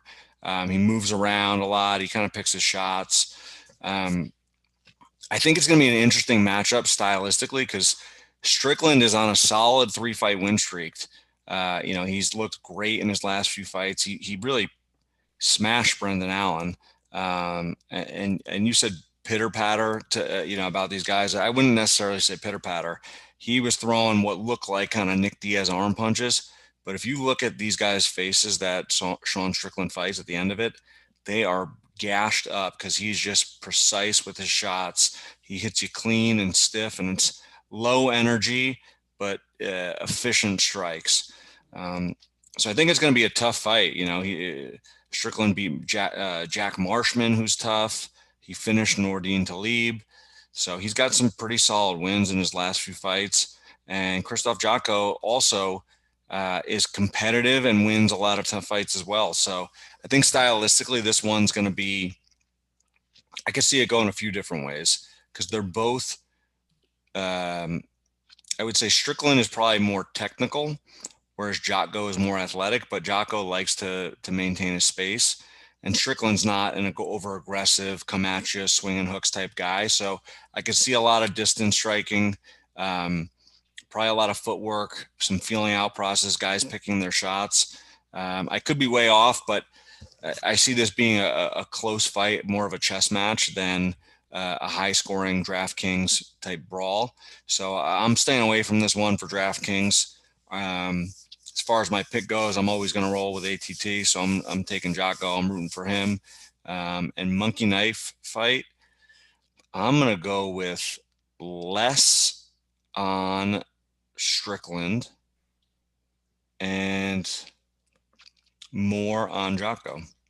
I think they'll both score a decent amount of points, but I don't think Strickland's going to get 71.5 points. I think the distance and Jocko using his footwork will kind of mitigate that high output that Strickland's been having lately. Yeah, I love that. Less on Strickland, more on Jocko. I love that because I completely agree. Jocko, and when I say pitter patter, I don't want to imply there's not a ton of power there. It's just busy, touch us. Yeah. And I agree. The note I have is it looks like very just soft punches, and you just watch people's faces melt over the course of the next few rounds because it's like, oh my God, where did that damage come from? And it's from the repeated strikes to the face. So I have Strickland winning this. I think he scores a good amount of points. It's tricky because DraftKings, it's only 0.4 points or something like that for a significant strike. So it's not a lot of points. And only 0.2 for every strike. And it's nice that every strike gets scored. I don't see any takedowns in this fight. I don't see a stoppage in this fight. I just think it's very busy on both sides. So I have Strickland winning. I think he has the higher fight IQ. He has more power, although there won't be a stoppage here. He definitely has more power. But I just think Jocko will be sort of, I don't want to say overwhelmed because that implies that, he'll get stopped. I just think he'll be, a little bit behind and not in his speed, just like in the volume, in the pace and things like that. I think he'll be trying to catch up to how many strikes Sean Strickland throws. But Jacob, what are your thoughts here? How do you see this going? Yeah, I agree that Sean Strickland should definitely win this fight. I mean, this is a guy that turned pro at 16 years old, which is the most insane thing I think I've ever heard. And when you watch him fight, he doesn't look like a 22-3 fighter. He looks a little flat-footed, like you guys say. It's a lot of just 1-2, 1-2, 1-2. But that fight, Dan mentioned that fight against Jack Marshman. That was one of the most incredible ending to a fight I've ever seen. The way he was talking to Jack was unreal. He was one bang across the face, and he kept yelling at Jack, "Why won't you go down? and was just yelling at him. And then there was like 30 seconds left. He's like, 30 seconds, Jack. Come on. You can do it. He was like encouraging Jack in the fight. He's like, 10 seconds, Jack. Come on. You can do it. While he's in a fight with this, it was the craziest thing I've ever seen. And he dominated that fight with just a 1-2, just beating his face in. With Jotko, I'm interested to see if he comes in with, you mentioned the ATT guys always come in with a game plan. They always have a way to, counter whatever the other person's bringing. If Jotko can come in and shoot a couple takedowns, I don't know if he's got the wrestling, but if he mixes that up to kind of throw Strickland off, otherwise I'm worried about Strickland just marching forward and just kind of wearing Jotko down. Because Strickland is just going to keep marching forward, just a 1-2, 1-2, 1-2, 1-2. So, I have Strickland winning this fight. I think at $9,200, I definitely would stay away from him in DraftKings. I don't think he's going to get the finish against somebody as tough as Jotko. And like you guys said, Jotko is a great athlete, so he can definitely catch a counter of his own. But I'd like to see Jotko come in, shoot some takedowns, and just see what happens with that game plan. But I like Sean Strickland to win this fight. So, and I agree with you guys. I would take the more on, the less on Strickland and the more on Jotko for the Monkey Knife fights. I think I actually already placed that already today. So I'm in with you guys on that. The main thing I'm interested to see here is Strickland, how he's going to close the distance. Because in most of his fights, I've seen him where he's got that high output volume, but his guys are who engaging him, right? Marshman, Brendan Allen. Right. Jotko is not going to be, bulldozing ahead. But Jotko is going to be keeping distance. So it's going to be interesting to see Strickland kind of switch his style up to try to close the distance. Because he doesn't seem to me like he's a very fluid fight. I mean, to me, he looks very flat-footed when he fights. To me, so that is going to be interesting if Jotko can keep that distance. What he does with it. So I agree.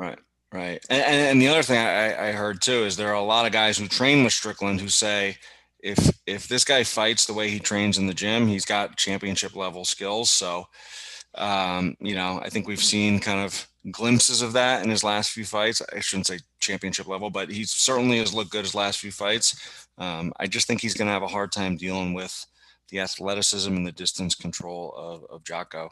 And Jacob, that's a good point because ATT always has good game plans. Like it wouldn't surprise me if he came out and was just, wrestling to take Strickland off his game plan. So I don't know. I'm not touching it anywhere other than the Monkey Knife fight lines. I agree. I think Monkey Knife fight's probably the best play here. If you want to do something with this fight, he's too expensive at $9,200 for your lineup.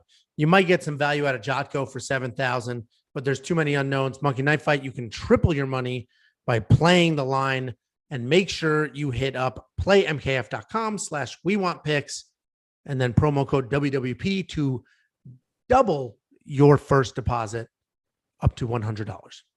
Next up at UFC Vegas 25, we have Ion Cutelaba versus Dustin Jacoby in what should be another interesting fight. A lot of these main card fights are pretty close, pretty interesting matchups. Jacob, a little bird, was saying that they thought this would be your lock of the week. Is Dustin Jacoby your lock of the week? Listen, Ion Cutelaba should be in everyone's lineup. I think he should be in everyone's lineup. The guy's got 13 first-round finishes. He's a maniac. At $8,200 for that chance of a first-round finish, I think that's incredible value. But he has burned me way too many times in DraftKings that I cannot trust this guy anymore. I had him in his last two fights against Ankalaev. Obviously, that first one was a weird because he faked, being hurt and the ref stopped it. So then I thought, oh, he's going to come out the next time and really be motivated and win that fight. Burn me again. So I think everyone should have Jan in their lineup. Jacoby is taking this on short notice. He does train with Anthony Smith, so he has some good training partners. But he mentioned, he in an interview leading up to this fight, he said, I wish I could have had a couple more weeks. He said, I'm ready. I took the fight because I'm ready and I like the matchup, but he did admit, I wish I had a couple more weeks of training to prepare. So I think Cutelaba, wins this fight as much. It's such a tough because he burned me so many times that I want to put him in my lineup because of all those first round finishes. And we've seen gas tank issues with him, right? So it's going to be a first round finish or he's probably going to get worn down and lose. And Dustin Jacoby actually mentioned he was planning. He said, I think Jan is going to shoot some takedowns. I don't think Jan Cutelaba is going to shoot takedowns. He's going to throw hammers from the start and try to get the first round finish. I think he should be in everyone's lineup, but he's not in mine because he beat me too many times against Ankalaev, and I lost too many DraftKings because of him. So I don't trust him anymore.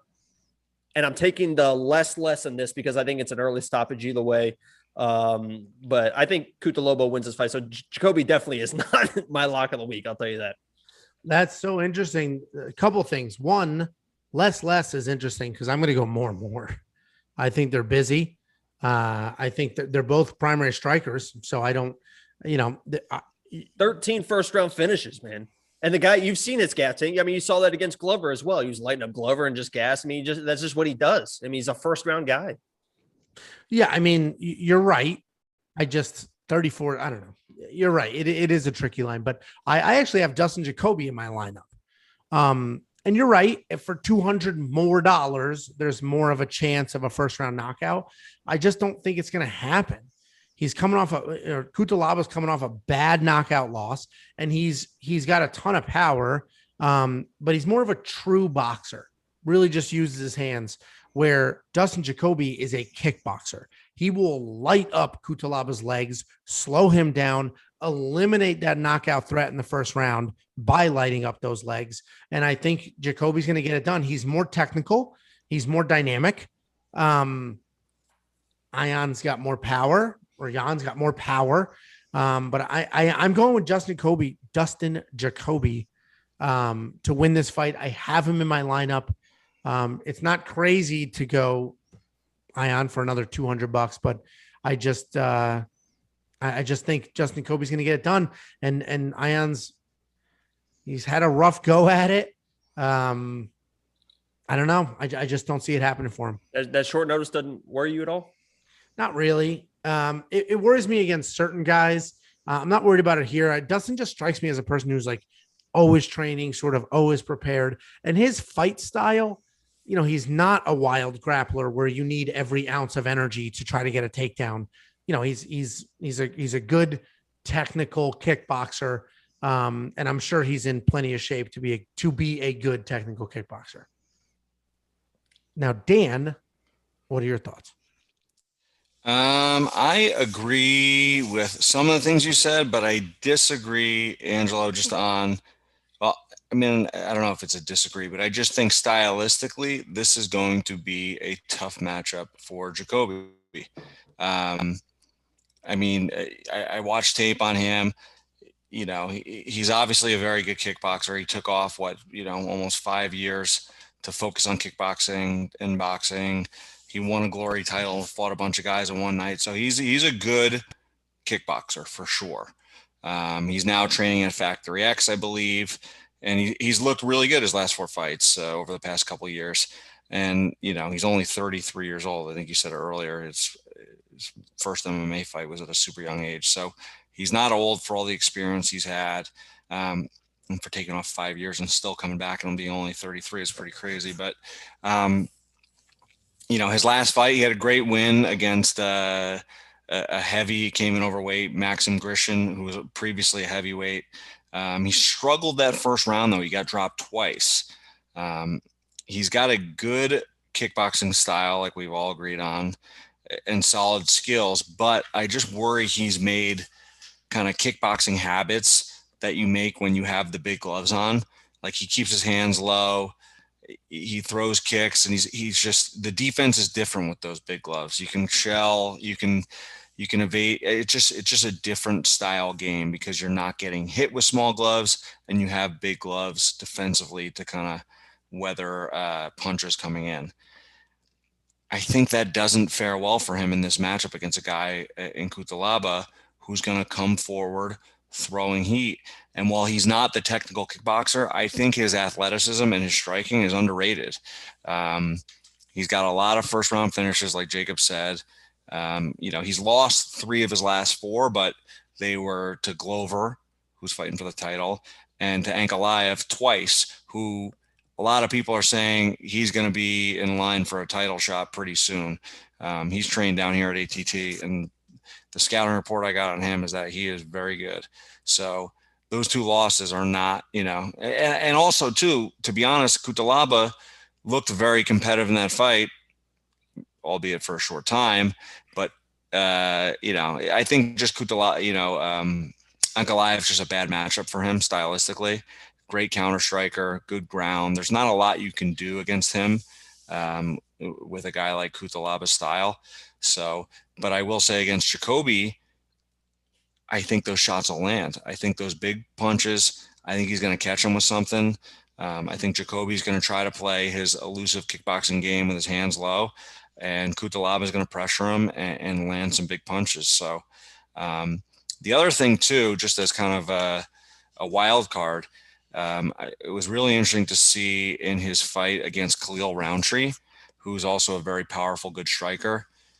He had a game plan. It was very clear that he had a game plan to shoot takedowns and get it to the ground. And when he got on top, he was vicious with his ground and pound. So I wouldn't be surprised if he's also a young guy. I think he's in his mid to late 20s, 27 years old. He's got a lot of experience at a young age.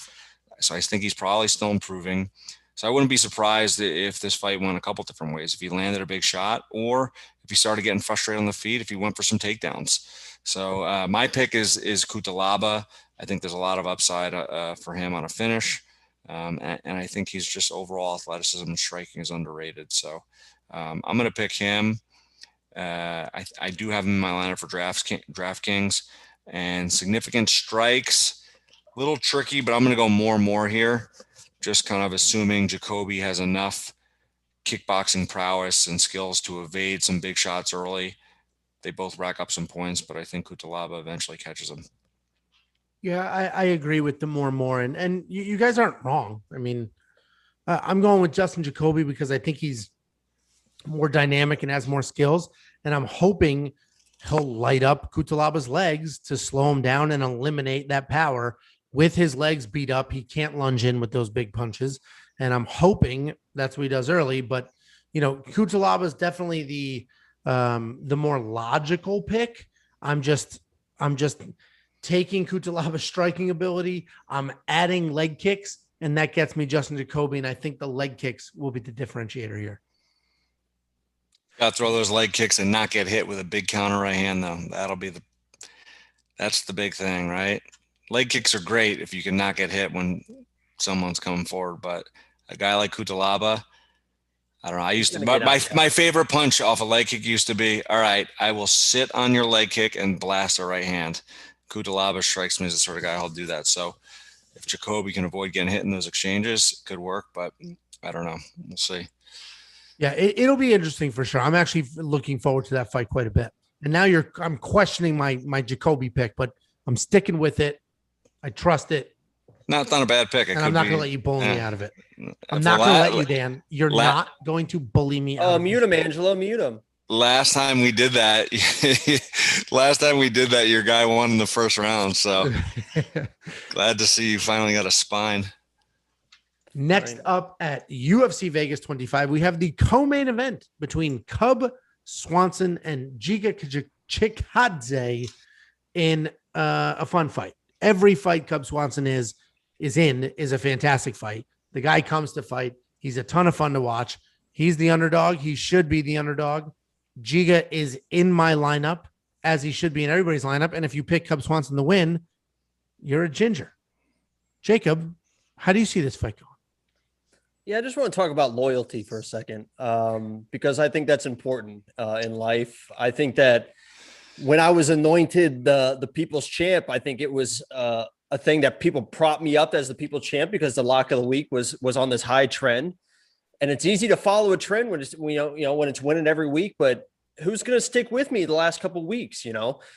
This has been, some trying times, but I think the lock of the week, the past couple of weeks, we've seen nobody's getting starched, right? Burchak, I said he'd get a guillotine. He got a guillotine. He lost it, Liang Na, I said she would come on forward and dominate. She dropped the girl with the first punch. Okay. So if you're going to stick with me, you got to stick with me through thick and thin, because this week, this might be a rough one, guys. And I'm telling you right now, it's just because this is pure bias. Everyone has that one fighter that they just fell in love with when they started watching the UFC. Everyone's got, whether it's way back in the 90s, the early 2000s. For me, it was Cub Swanson. When I watched the UFC, one of the first fights I watched, I can't remember what fight it was for him, but for some reason, I just have absolutely fallen in love with Cub Swanson, the way he fought. He's been my favorite fighter since I've been watching UFC. So I knew anytime that he's on the card, I knew he was going to be an underdog in this fight. I actually thought he'd be an even bigger underdog against Giga, because Giga is an unreal fighter. So at plus 160 and $7,600, I was actually kind of hoping Cub would be like in that $7,200 range, which is where I think he probably should be. But you know, Cub has a way of just winning fights he probably shouldn't win. I mean, he's got all this experience. He's got all the tools to win this fight. I think Giga is definitely better, but you know, Cub, this is a very biased pick because I love Cub, but I think he's definitely not a slouch. So this isn't like a shot in the dark. He is my lock of the week. That is out of pure bias. I would recommend probably not going that way. But if you're with me, this is about loyalty. You got to be with me. Oh my God, guys. And even with my 2 back-to-back losses, I'm still 7 out of my last 10 picking an underdog every single week. That's still pretty crazy. I think you guys got to admit, 7 out of 10 picking an underdog every single week is still pretty good. That's 70%. I did the math. So, you know, Cub Swanson, he is my lock of the week. That's out of pure bias, but I actually think that he has a path to victory here. I don't know what it is, but he just finds ways to win. He's so good. He's so much fun to watch. I love Cub Swanson. So he's my lock of the week. He's in my lineup. I have him winning. I'm going to put money on him. And this more or less, I could see this being a more and more fight, just the way that Cub fights. He's very in your face, and Giga can get in those striking battles as well. So I have Cub lock of the week. We're gonna get back on track this week. He's gonna pull it out. So I got Cub lock of the week. He's in my lineup. Jacob is such a big Cub Swanson fan. The first time he fell in love with Cub Swanson was when he did that TikTok video on the skateboard, listening to Fleetwood Mac, drinking cranberry juice. As soon as Jacob saw that, he's like, "Oh man, I gotta look up this guy." He's been watching him ever since. It's been at least a year or so. Nah, it's been 5 or 6 months. Yeah, he's been my favorite fighter forever. Hardcore fan after that TikTok video.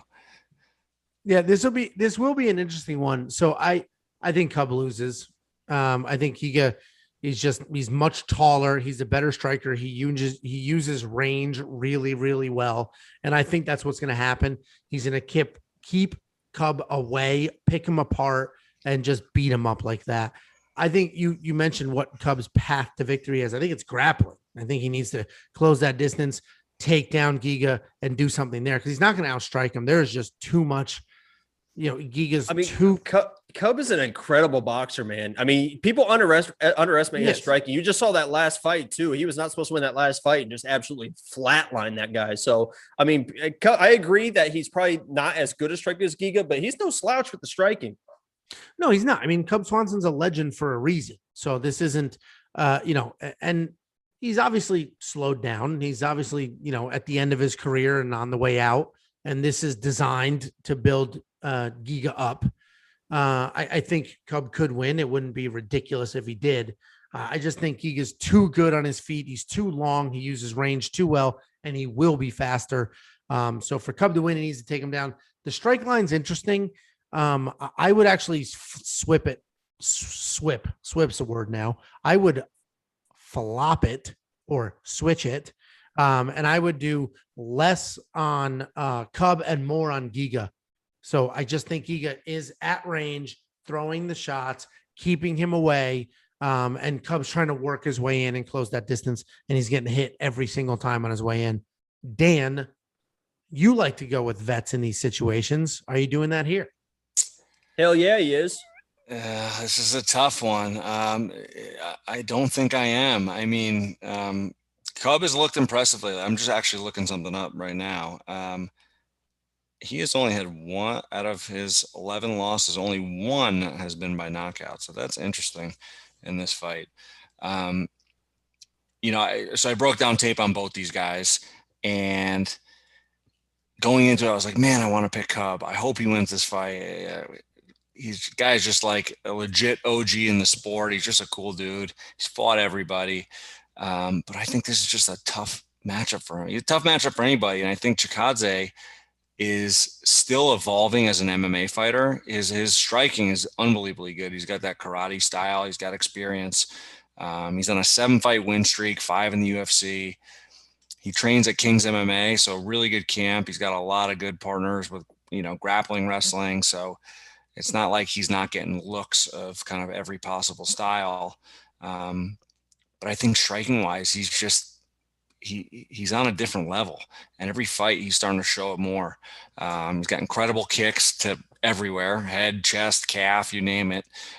He controls the distance really well, and he uses it too. He combines it with his footwork as his defense. Like there's guys who I talk about with their hands low.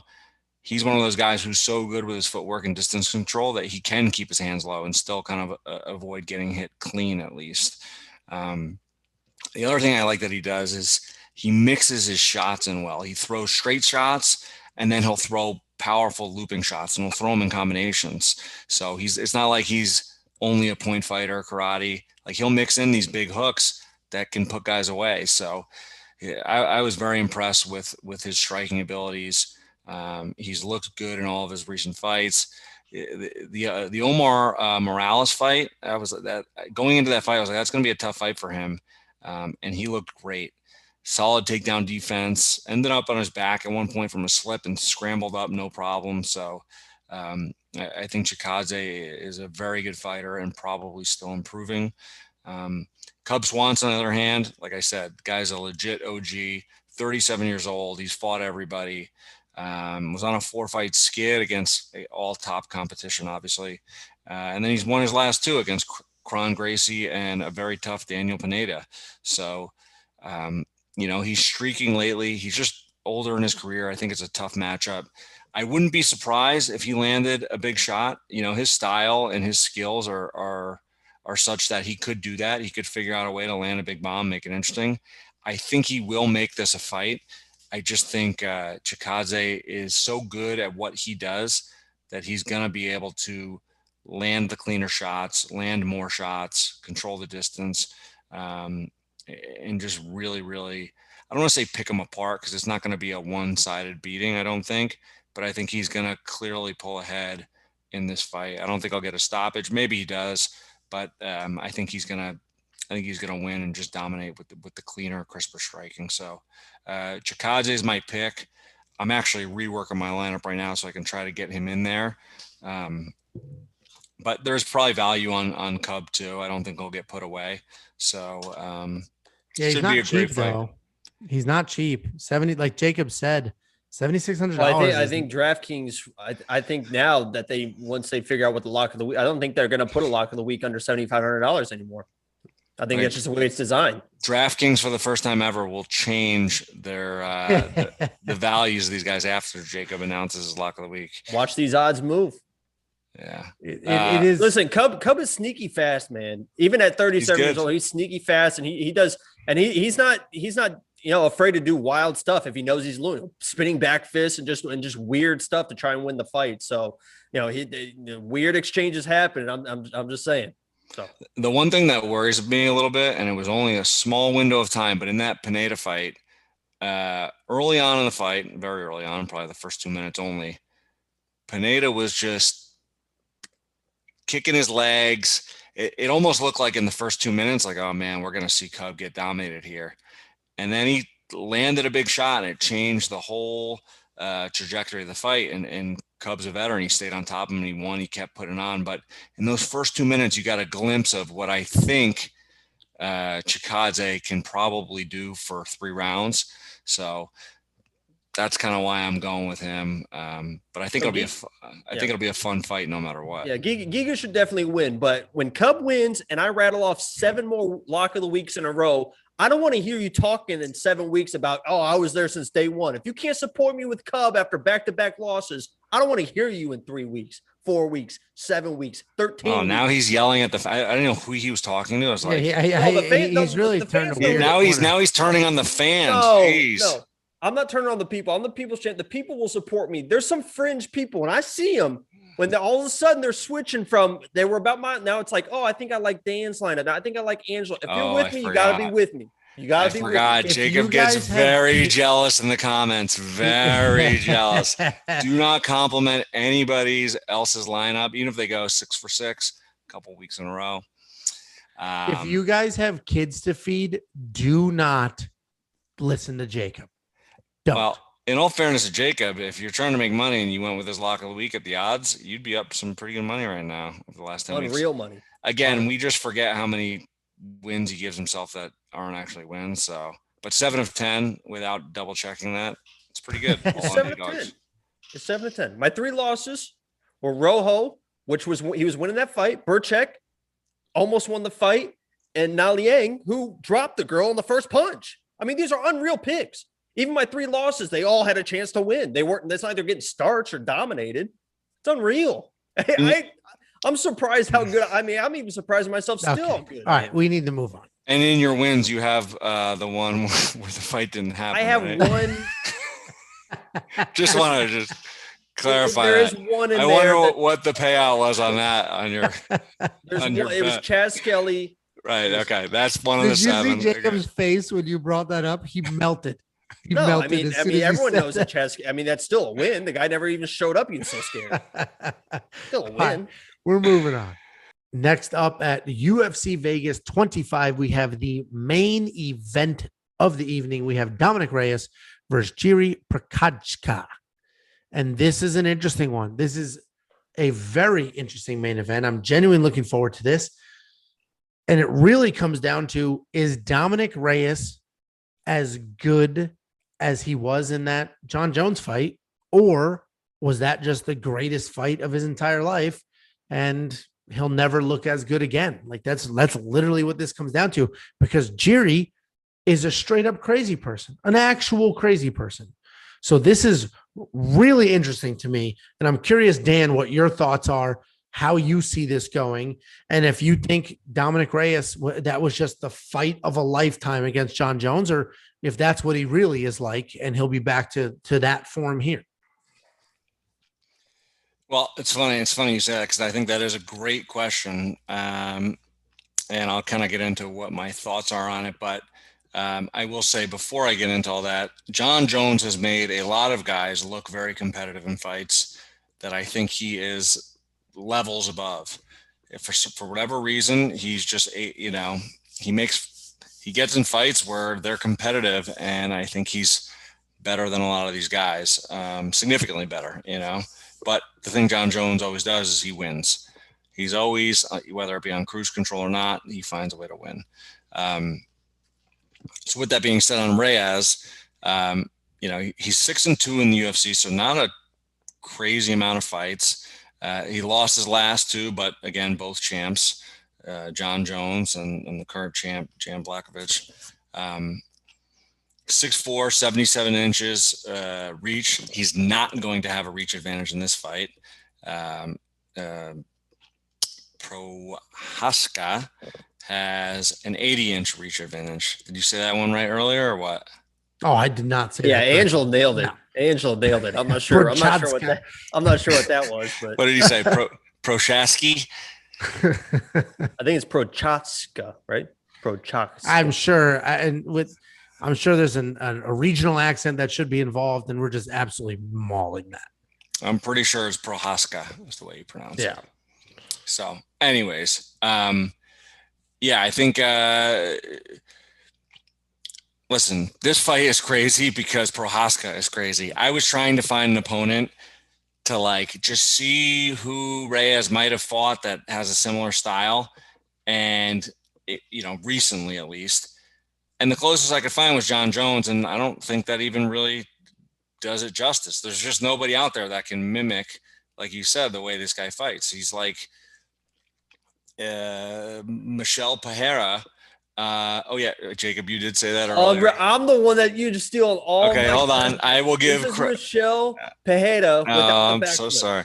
Michel Pereira without the backflips. Go ahead. I'm sorry, but I wasn't really listening to you say that before, because I generally don't pay attention when you're saying things. When I was muted. Probably when I was muted. So when I was watching it, I thought the same thing, and then I was like, wait, I think Jacob might have said that. But anyways, we'll add that into the credits at the end that I stole that from you. But yeah, the guy's a crazy man. He comes out, he doesn't care if he gets hit. He goes forward. He's like staring off into the distance randomly. Like, he just does some bizarre stuff. But at the same time, he's skilled. He's obviously has skills. The guy's on a crazy win streak. He hits hard. He can certainly take a punch. And it's impossible to train for a guy like that. Like, I don't know, like maybe you find 10 drunk people and just line them up and fight each one for 3 minutes to just get that level of unpredictability. There's no other way you could train for that guy. So, this fight in terms of DraftKings has me more scared than any other main event, to the point where, like, I mean, I'm going to take one of them. I think I'm going to take Prochazka, but man, I might rework things and just stay away from this, because it's just, I have no idea. I think I just could see it going either way. But back to your original question, Angelo, I have generally thought that Dominick Reyes is very, very, very good, but I don't know that he's as great as people made him out to be after that John Jones fight. We'll see. I think he's very, very good striker. I think he's got ways to win this fight. I think it's going to come down to either who lands the first big shot. Like, that could be one way. And I think the way that Reyes could win this fight will be to deal with kind of the, he's going to have to maintain his composure, but there's a fine line between maintaining your composure and being too passive and freezing. Like, it's tough to kind of differentiate between those two. And then the flip side of that is just being too aggressive, engaging in it. And at that point, you might as well be flipping a coin, because whoever lands the first big shot is going to win the fight. So I think the key for Reyes is going to be calculated aggression, right? Stay composed in the moments where he can, but wait for the openings and turn it on and land big shots, which it's not an easy thing to do. It's a fight, there's a lot of adrenaline. It's a main event. So I just think this is a tough fight for Reyes. I think it's going to make or break most people's lineups. So right now I have Prochazka in my lineup. I just think he's, I'm just not completely sold on Reyes. I think Prochazka, his chin, his just, you don't know what's coming from him. He's got power, and he's going to push a pace and just make a fight that Reyes, I don't think, has ever seen before. So I've got him in there right now at $8,300, but I will say this fight is just risky no matter who you pick in DraftKings. So I have him in my lineup too. I think $8,300 is a great price. The dude, every single one of his fights except one is ended by stoppage. Like, every single one except one fight, he is a stoppage. So I just think he's going to score a ton of points. I think he's an absolute wild man. He's obviously very skilled, and he's wild. $8,300 is a great price. And I agree. I think Dominick Reyes is a little overrated. I think John Jones turned him into a legend. Like, John Jones made Dominick Reyes. Obviously, he earned the title shot, but the title shot, he got more credibility after losing that fight than he ever had before it. And I think Jan Blachowicz sort of exposed that. And I know Dominick was weird because he didn't seem to be taking that fight serious. Like, he almost bought into his own hype of, I beat John Jones, I should be the champ. But I don't think he's great. And I do think Prochazka is great or will be great. I think this is pretty clear, honestly. I think we get a stoppage out of Jiri. I'm taking Jiri. He's in my lineup. I am going to go over on this monkey knife fight line, though. 40 significant fights in a 5-round fight. I do think there's a stoppage, and I know Dominick Reyes is sort of slow, but I think he'll get more than 40 in there. They might get that in the first 2 minutes of the fight, but the way Prochazka fights. Yeah, Prochazka will definitely get more than 40. I mean, unless there's a stop. That's why these lines are so freaking crazy.